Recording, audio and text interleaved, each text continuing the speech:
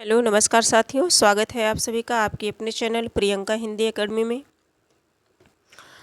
मित्रों, जो है क्या हाल चाल है, क्या हो रहा है आजकल, है ना। पढ़ाई लिखाई कैसी चल रही है? सब ठीक ही होगी, है ना। और पढ़ाई लिखाई थोड़ा और स्पीड बढ़ाइए, क्योंकि समय अब वो समय आ गया है जिसका हम सभी को बेसब्री से इंतज़ार था।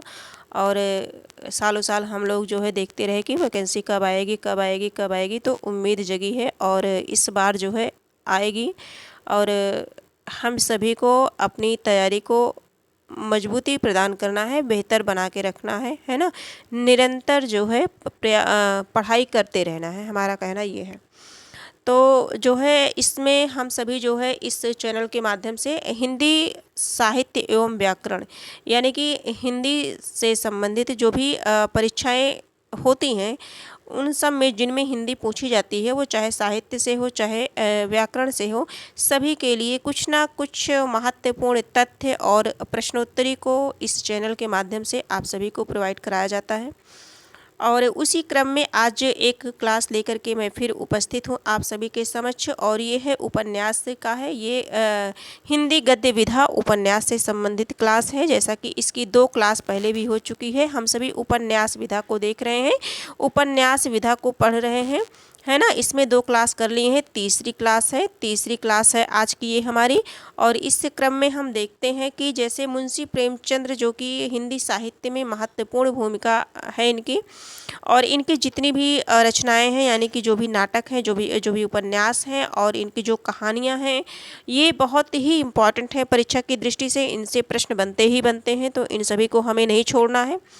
आगे ये सब हम लोगों ने देख लिया था कि निर्मला, गबन, कर्मभूमि, गोदान 36 है, जो किसान जीवन की महागाथा एवं ऋण की समस्या का अंकन किया गया है। मंगलसूत्र अधूरा है, जो भी रचनाएं अधूरी होती हैं वो भी महत्वपूर्ण होती हैं, उन्हें भी पूछा जाता है कभी कभी।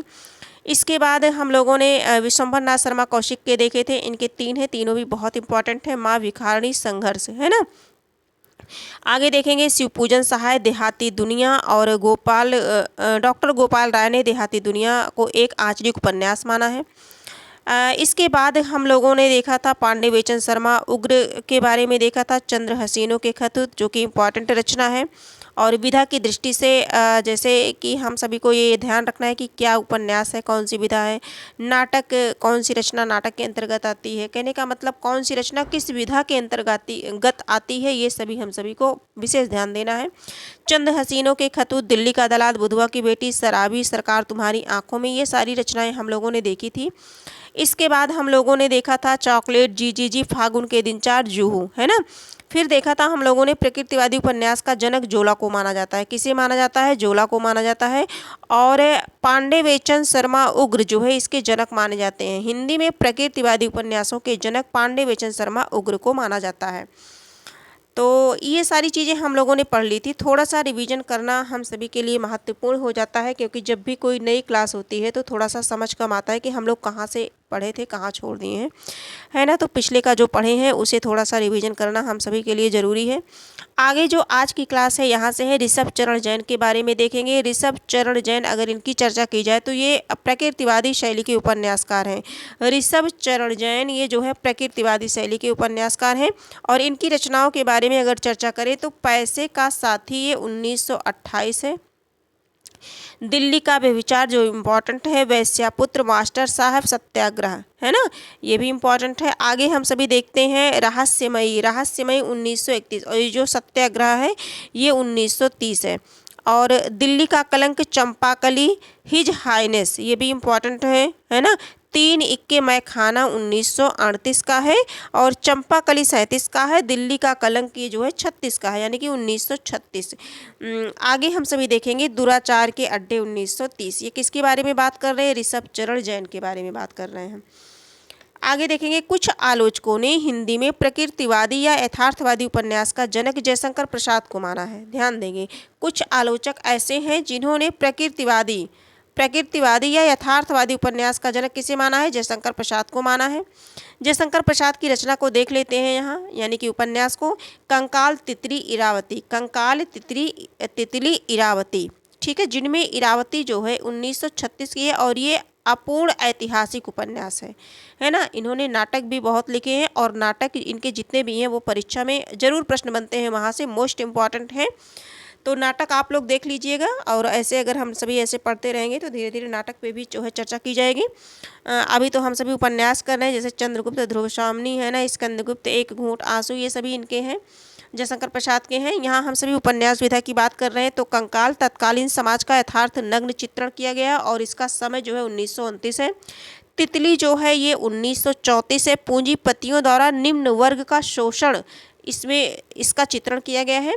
इरावती जो कि इनकी अपूर्ण है, ये ऐतिहासिक उपन्यास है। इतनी चीज़ें हम सभी की रिवीजन हो गई। आगे हम सभी अगर देखना चाहें तो आचार्य चतुर्सेन शास्त्री को कुछ औपन्यासिक कृतियों के लिए प्रकृतिवादी उपन्यासकार माना जाता है। इनकी कुछ कृतियां हैं, इस वजह से इन्हें भी प्रकृतिवादी माना जाता है। जैसे हृदय की परख, हृदय की प्यास, अमर अभिलाषा, व्यभिचार, आत्मदाह, है ना, आत्मदाह, हृदय की परख, हृदय की प्यास। हृदय की परख 1918 की है। विवाह पूर्व प्रेम एवं अवैध संतान की समस्या का चित्रण किया गया है। कभी कभी प्रश्न पूछ लिया जाता है इनके तथ्य को लेकर के। विवाह पूर्व प्रेम एवं अवैध संतान की समस्या का चित्रण जो है चतुर्सेन शास्त्री की किस रचना में है, तो हृदय की परख रचना में है।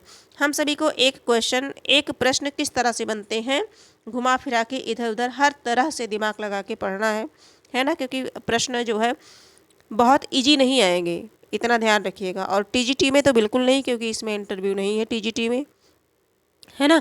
तो हृदय की प्यास 1931 है। अमर अभिलाषा विधवाओं पर होने वाले अत्याचार का चित्रण है। विधवाओं पर होने वाले अत्याचार का चित्रण है किसमें, अमर अभिलाषा में। व्यभिचार प्रेम में अमर्यादित एवं अश्लील रूप का अंकन किया गया है व्यभिचार में, जैसा व्यभिचार जारी रहे हैं। आत्मदाह 1937 से आज़ादी के लिए आंदोलन एवं देश प्रेम का चित्रण है। आगे देखते हैं, अनूप लाल मंडल ने निर्वासिता समाज की वेदी पर साकी रूपरेखा ज्योतिर्मयी उपन्यासों की रचना की है। देखिए अनूप लाल मंडल हैं, इनकी कुछ जो रचनाएं हैं, निर्वासिता 1929 में इन्होंने लिखा था, समाज की वेदी पर साकी रूपरेखा ज्योतिर्मयी, है ना। आगे देखेंगे इनके बारे में, समाज की वेदी पर एवं रूपरेखा उपन्यास की रचना पत्रात्मक प्रविधि पर की गई है। अनूप लाल मंडल के अन्य कवि हैं मीमांसा 1937, आवारों की दुनिया और दर्द की तस्वीरें और बुझने ना पाए। सियाराम शरण गुप्त गांधीवादी विचारधारा के उपन्यासकार हैं। किस विचारधारा के हैं, तो गांधीवादी विचारधारा के उपन्यासकार हैं। इनकी रचनाओं के बारे में देखते हैं हम सभी। तो इनकी जो रचनाएं हैं वो है गोद है, अंतिम आकांक्षा और नारी। नारी किस विधा की रचना है, तो उपन्यास है ना। और किसका है नारी, ये जो है किसका है, अभी किसकी चर्चा की गई है, तो जो नारी उपन्यास है सियाराम शरण गुप्त, किसका है, सियाराम शरण गुप्त। आगे देखेंगे, जैसे गोद है तो गोद 1932 की है। संदेह एवं आत्मविश्वास के कारण स्त्री की समस्या एवं दर्द का चित्रण किया गया है। अंतिम आकांक्षा सामाजिक एवं धार्मिक विसंगति का चित्रण है। इसमें जो नारी है 1937 समकालीन हिंदू स्त्री की असहायता एवं विवशता का चित्रण किया गया है। असहायता एवं विवशता का चित्रण किया गया है नारी में 1937 ईस्वी की रचना है, विधा की दृष्टि से उपन्यास है। प्रताप नारायण श्रीवास्तव भी गांधीवादी मानवतावादी उपन्यासकार हैं। इनकी प्रमुख कृतियां हैं। अब हम देखेंगे प्रताप नारायण श्रीवास्तव की विदा विजय और विकास। इनकी 3 रचनाएं हैं, विदा विजय विकास। प्रताप नारायण श्रीवास्तव, विदा विजय और विकास। भारतीय एवं पाश्चात्य सभ्यता का समन्वय है इसमें। विजय में विधवा विवाह की समस्या का चित्रण है, 1937 में है। और 1938 में विकास है, जो उच्च वर्ग के विलासिता का चित्रण किया गया है इसमें। आगे हम सभी देखते हैं, राधिका रमण प्रसाद सिंह के महत्वपूर्ण उपन्यास राम रहीम इम्पॉर्टेंट है। पुरुष और नारी भी इम्पॉर्टेंट है। संस्कार, चुम्बन और चाटा, ये भी इम्पॉर्टेंट है।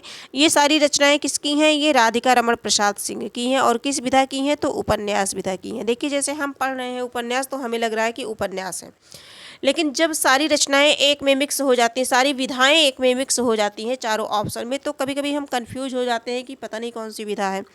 तो इसलिए विधाओं को ध्यान देना हम सभी के लिए बहुत ही महत्वपूर्ण है। राम रहीम जो है, चुम्बन और चाटा, संस्कार 1942, पुरुष और नारी, क्या है, पुरुष और नारी, संस्कार, राम रहीम, ये रचनाएं राधिका रमण प्रसाद सिंह की हैं।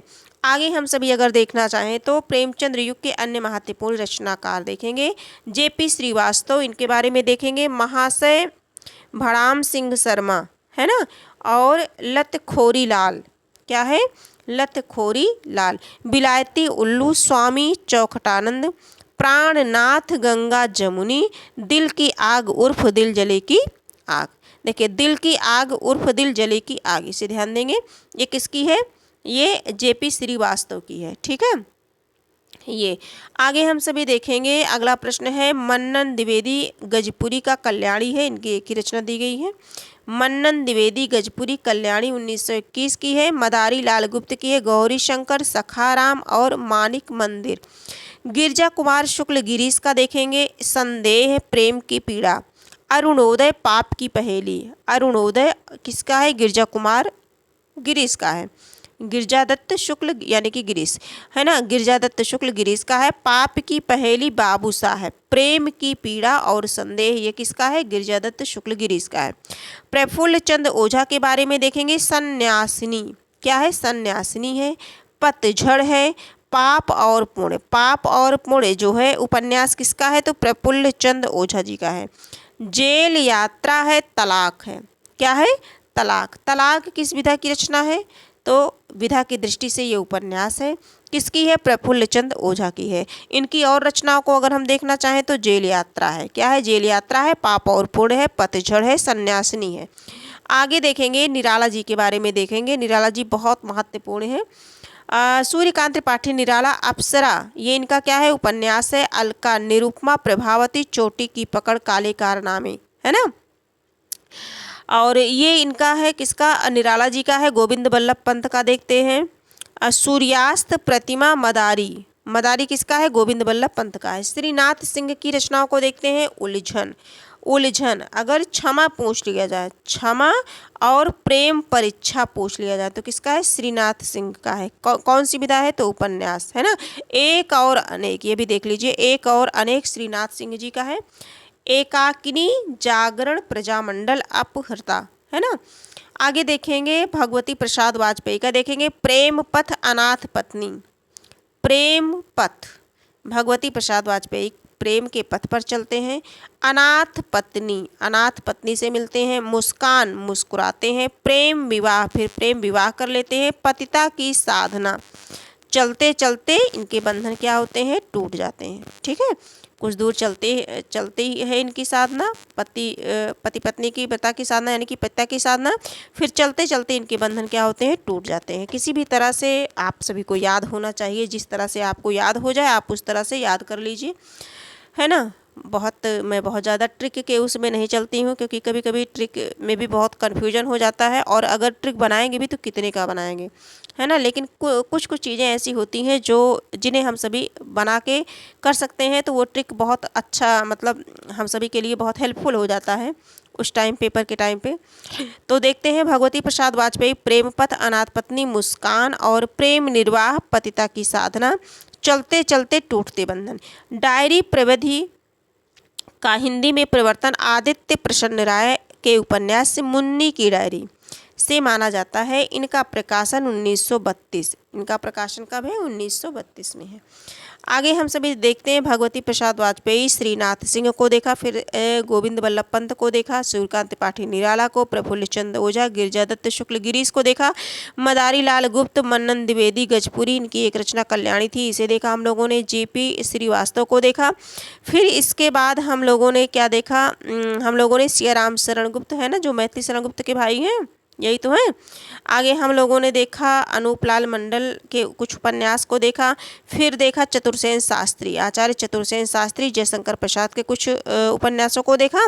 और इसके पहले हम लोगों ने ऋषभचरण जैन को देखा था, ये प्रकृतिवादी शैली के हैं। यहाँ से हम लोगों ने आज की क्लास प्रारंभ की है ना। यहाँ से हम लोगों ने प्रारंभ की है, और जो भी देखे हैं हम लोगों ने महत्वपूर्ण टॉपिक को देखा है। और थोड़ा सा और देख लेते हैं, थोड़ा सा और देख लेते हैं कि क्या है हिंदी में।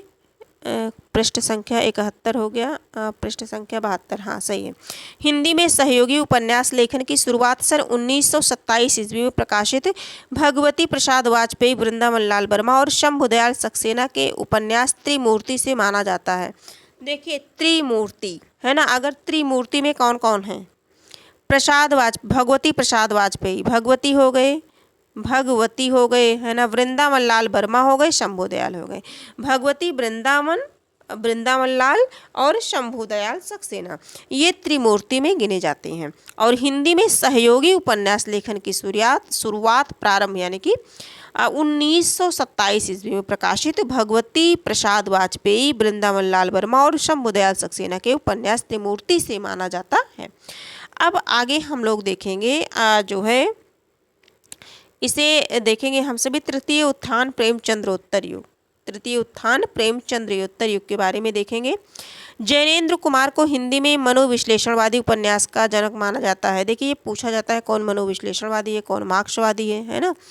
तो जैनेन्द्र कुमार को हिंदी में मनोविश्लेषणवादी उपन्यास का जनक माना जाता है। डॉक्टर गोपाल राय के अनुसार इलाचंद्र जोशी को हिंदी में मनोवैज्ञानिक उपन्यास का पुरस्कारकर्ता मानते हैं। ध्यान देंगे, डॉक्टर गोपाल राय के अनुसार इलाचंद्र जोशी को हिंदी में मनोवैज्ञानिक उपन्यास का पुरस्कर्ता माना जा सकता है। जैनेन्द्र कुमार के कुछ देखेंगे, इनके इम्पॉर्टेंट हैं, जितने भी हैं सभी इम्पॉर्टेंट हैं, इनके पूछे जाते हैं। परख, सुनीता, त्यागपत्र, कल्याणी सुखदा, विवर्त, व्यतीत, जयवर्धन, है ना। देखिए जो रचनाएं आप पहले पढ़ चुके हैं तो बस एक बार केवल देखने की ज़रूरत होती है। बाकी हम सभी अगर बार बार पढ़ रहे हैं बीच बीच में थोड़ा सा गैप करके, तो वो चीज़ें एक बार जब याद हो जाती है ना तो वो भूलती नहीं है, एक तरफ से ऐसे पढ़ते चले जाओ, है ना। लेकिन हम सभी को काफ़ी टाइम तक याद रखना है, अपने मन मस्तिष्क में इसकी छवि को बनानी है कि किसमें कौन सा तथ्य है, कौन सी रचना किससे संबंधित है, और ख़ास करके इसके जो सन होते हैं ये हम सभी को बड़े कन्फ्यूजन में डाल देते हैं। कभी कभी हम सभी बहुत परेशान हो जाते हैं, है ना। तुरंत तो याद रहता है लेकिन जब एग्ज़ाम में पहुंचते हैं तो लगता है कि नहीं पता नहीं क्या है कैसे है।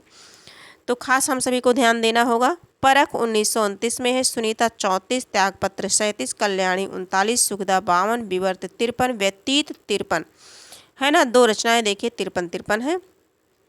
जयवर्धन 56, मुक्तिबोध 65 और अनंतर 68, अनाम स्वामी 1974, दशार्क 1985। इनसे संबंधित देख लेते हैं। परख में प्रेम का आदर्शीकरण है। परख, सुनीता, त्यागपत्र, ये किसका है? ये किसकी रचना पढ़ रहे हैं हम सभी? जैनेन्द्र के बारे में पढ़ रहे हैं, है ना। और ये मनोविश्लेषणवादी उपन्यासकार के जनक माने जाते हैं, उपन्यासकार हैं ये। आगे देखेंगे सुनीता, परख में जो है प्रेम का आदर्शीकरण है। सुनीता में जो है श्रीकांत, सुनीता एवं हरिप्रसन्न के मनोभाव का विश्लेषण इसमें हुआ है। त्यागपत्र 37 में त्यागपत्र होता है, रचना होती है। स्त्री के विद्रोही व्यक्तित्व का चित्रण किया गया है। कल्याणी में विवाह के पश्चात की समस्या का चित्रण किया गया है। कल्याणी में सुखदा में नायिका सुखदा के मनोभाव का चित्रण है। नायिका सुखदा, सुखदा उसी के नाम पे रचना भी इन्होंने कर दी है, उपन्यास भी लिखा। तो नायिका जो सुखदा है उसके मनोभाव का विश्लेषण इसमें किया गया है। विवर्त में भुवन मोहिनी एवं जितेन की प्रेम कथा का वर्णन है, ये ध्यान देंगे। व्यतीत, जयवर्धन में व्यक्ति की निजता एवं शासन की सामाजिकता के द्वंद्व का चित्रण है, किसमें? जयवर्धन में। मुक्तिबोध, है ना, मुक्तिबोध उपन्यास है, जैसा कि गजानन माधव मुक्तिबोध रचनाकार भी हैं, इतना भी ध्यान देंगे आप सभी। जैनेन्द्र कुमार की रचना है मुक्तिबोध और ये उपन्यास है विधा की दृष्टि से। अनंतर अनाम स्वामी देखेंगे, मानव के धार्मिक रूढ़ियों से मुक्त होने का चित्रण है। दर्शाक इंपॉर्टेंट है, विवाह विच्छेद एवं स्त्री जीवन की विडंबना का चित्रण है। दर्शाक 1985 की रचना है, उपन्यास है ये। इसमें विवाह विच्छेद मतलब अलगाव, विच्छेद का मतलब अलगाव, एवं स्त्री जीवन की जो विडंबना है उसी का चित्रण इसमें किया गया है। जैनेन्द्र कुमार के उपन्यासों का मूल विषय काम, पीड़ा एवं अहम का समर्पण है। काम, पीड़ा एवं अहम का समर्पण है। इलाचंद्र जोशी मनोविश्लेषणवादी उपन्यासकार हैं, इनके प्रमुख उपन्यास हैं। देखिए हम लोगों ने जैनेन्द्र को पढ़ा, जैनेन्द्र तो मनोविश्लेषण वादी उपन्यास के जनक भी हैं, है ना। और इलाचंद्र जोशी भी मनोविश्लेषणवादी हैं।